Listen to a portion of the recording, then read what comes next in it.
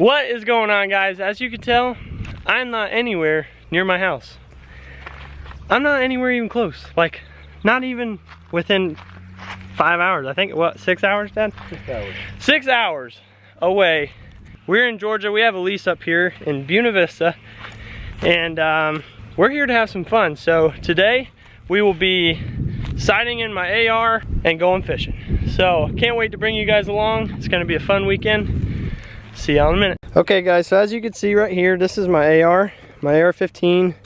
No, it is not fully automatic for all the liberals who might be watching this. I do have a green light on here. This is for hog hunting. I have a Spark AR Vortec red dot on. I'm going to be sighting in my rifle with what I hunt with, which is a Remington high performance rifle 223 round. So let's get this thing started. Basically, we have a target way down there on that refrigerator, and we're gonna be sighting it in today. So right now it's kind of all over the place. I've kind of not sighted this gun in for probably the last year and a half, and it's been bumping around in my case. And I sighted in last time, but I wasn't using good paper, and there's bullet holes everywhere. I couldn't track it. So here, of course, the fridge doors. The fridge door's open, so I got to go back down there and get that. But so we're gonna be sighting this thing in, like I was saying. I'm gonna have my dad go through a kind of a rundown on how he shoots, because he is a Marine and knows how to breathe and shoot between heartbeats and all kinds of crazy Rambo junk like that. So let me go fix this door and I'll be back in just a second. All right, we're going super redneck here. I didn't have a tripod for my camera, so I put a rock under the front side of it so it kind of gets a better angle to see me. But before we start, got this saying called ear protection. You gotta have it or else you're gonna be old and can't hear like my dad. So sorry Dad, you gotta make sure you have ear protection. Like I said, I warned you once, I'm not gonna warn you again. Go ahead and get my AR out and show you guys. Right here we got a 30 round clip. I only have 6 rounds in it. This is my Spark Vortec red dot. I've got a quad rail on the front of it with a front hand guard, grip, thingamajigger bobber, whatever you want to call it. Here was my green light for my hog hunting. And that's basically it. So what you're gonna do, you're gonna take your magazine in there.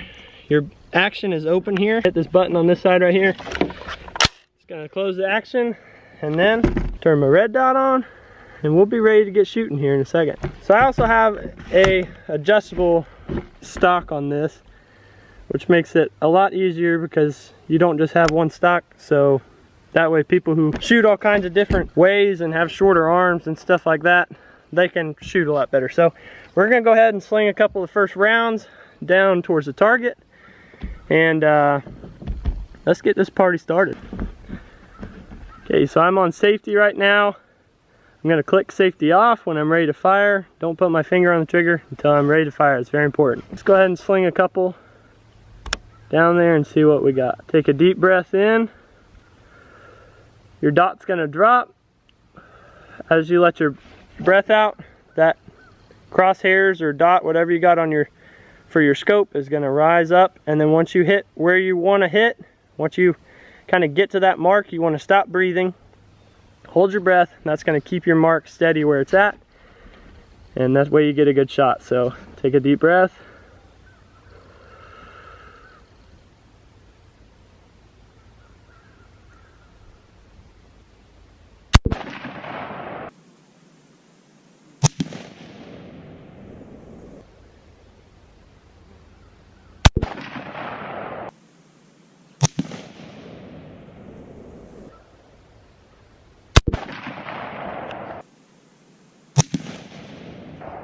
All right, let's go check them out.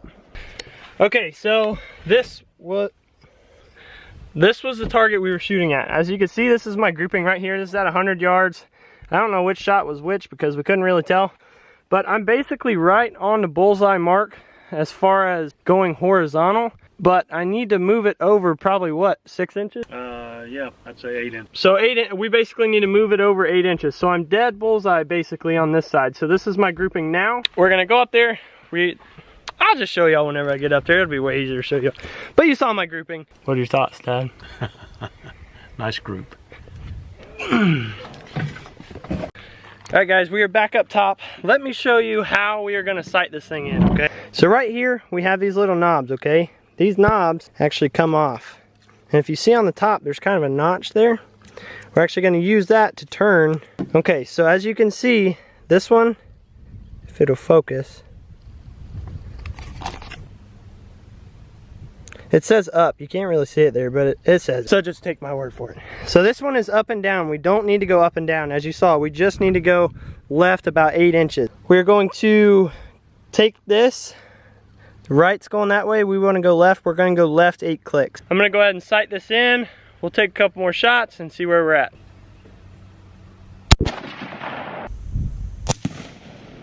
Yowzers.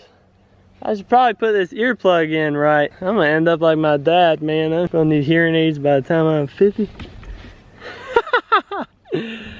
I'll wait for that one to fill my ear up real quick before I take another shot.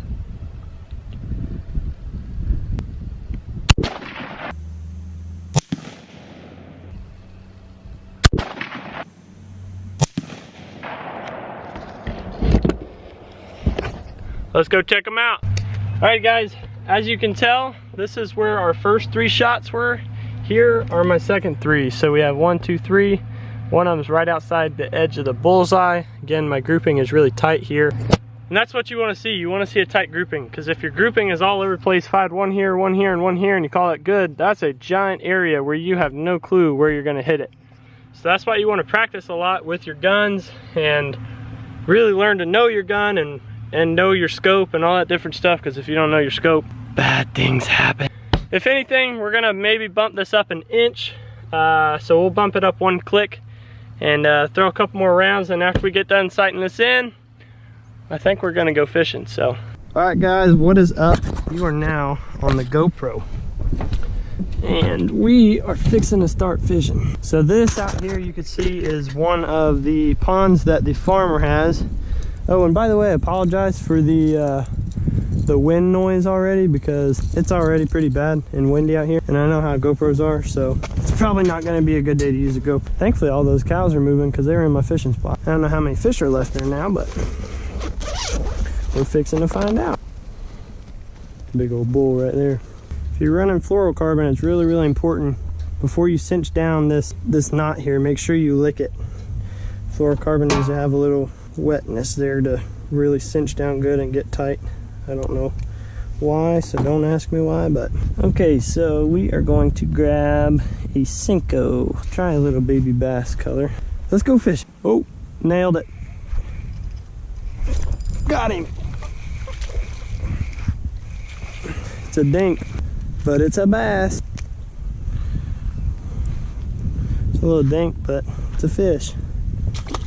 Now I know in my last video I said that it's important to make sure you give your fish time to breathe and kind of release. What I was saying was that's meant for bigger fish. You can do it with smaller fish, but smaller fish really don't fight as hard. The bigger fish do have a problem after fighting with the whole lactic acid built up in the muscle. Oop, there's another one. Another dink.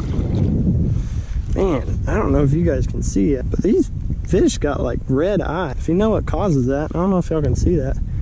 If you know what causes that red eye, they're very, very pale fish. I don't know if it's the type of water they're in, or if this is how all bass look in Georgia. I've caught some, they aren't normally this red in their eyeball, but let me know in the comments if you know kind of what's going on there. Oh, we got one. There he is, another dink. Boy, these dinks got some fight to them. It's a decent sized fish, bigger than what we've caught so far. Better fish there.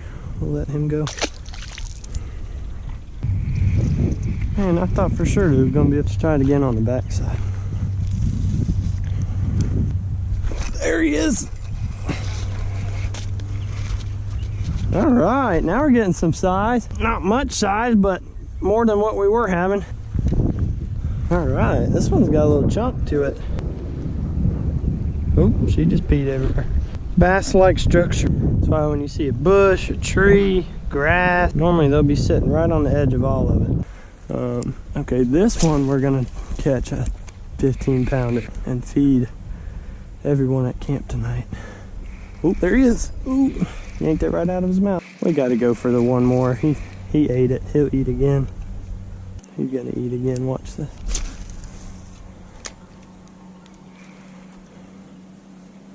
Dude, it didn't even hit the water.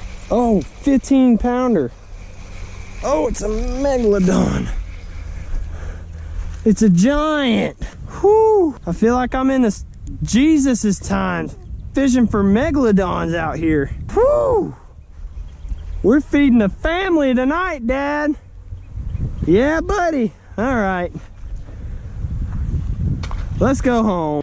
Yo, guys, what is going on? Actually, I'm back. What is going on, guys? This is the ending to another great video. As you know, Georgia was a ton of fun. I just got back. I didn't just get back. I got back a while ago.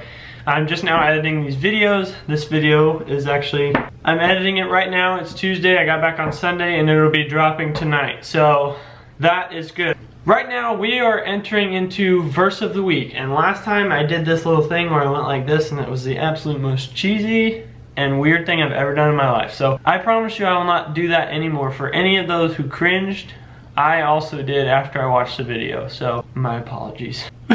Anyways, this week's verse of the week comes from 1 Timothy.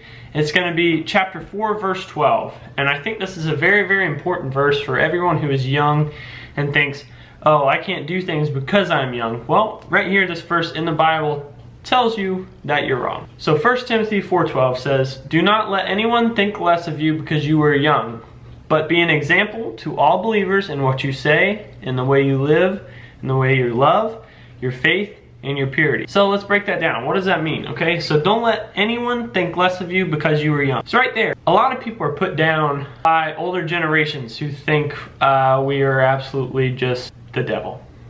We're not. Hate to break it to you. But a lot of us are good. And a lot, they're not saying there aren't very bad kids out there, because that's definitely true. Do not let anyone look down on you because you were young. Now, that's in everything. I mean, I go to a Wednesday morning Bible study with the men's group at TBA Church, which is my church here in Lakeland. And I'm young. I'm really young compared to a lot of the guys there. We've had guys come that are over 80 years old, and then you can't come until you've graduated high school, which is around that 18-year-old age. I started going a couple years back, probably 2.5 years ago, whenever I went through welding school. Started going then, but I'm young, so sometimes it intimidates me to kind of try and say stuff because I feel like I don't have as much Bible knowledge as the guys that are in the group or different things like that. But don't let that happen, you know. If you dig down deep and you study and you do things like that, which I'm not the best at, I do fail all the time as far as reading my Bible, and it's just a part of being a human. It happens. So that section is out of the way. Don't let anyone look down on you because of your youth or because you're young. So let's go to the second half of this verse. It says, "But be an example to all believers in what you say and the way you live, in your love, your faith, and your purity." The way I'm taking this verse is, don't live a double life. If you're at school and you act a certain way, and then you go to church and you act a totally different way than you did at school, that kind of paints a bad picture for people as far as Christianity. People are going to call us hypocrites because of people like that, which I'm definitely guilty of that. I did not 100% completely act the way that I acted in high school versus whenever I went to church. I've gotten a ton better, and I'd say now I am definitely on the right track. Way better than I was in high school. Not saying I was a terrible kid in high school, but just silly little things. Just not talking the way a Christian should talk and things like that. I probably wasn't the best example in high school as far as being a Christian. And in fact, I think if you would probably go back to any of my friends in high school, probably 98% of them would not even know I was a Christian, just because, heck, I mean, I didn't even act out my faith really in high school unless I was around those Christian people. So, again, in the way you live, in your love, your faith, and your purity. So live right, as long as you're living up to God's standards and trying your best to do so, but we are humans, so we are going to fail at that. But as long as you're trying your best, you know, you're trying to do what God wants you to do, you're headed in the right direction, and kudos to you. So that definitely ends the verse of the week. I hope you enjoyed this video. I'm going to be doing a lot of hunting videos with my AR, hunting hogs and different things like that. So if you guys want to see some of that, let me know in the comments. Like this video if you want to see more content like this. Until next time, I'll see you guys later.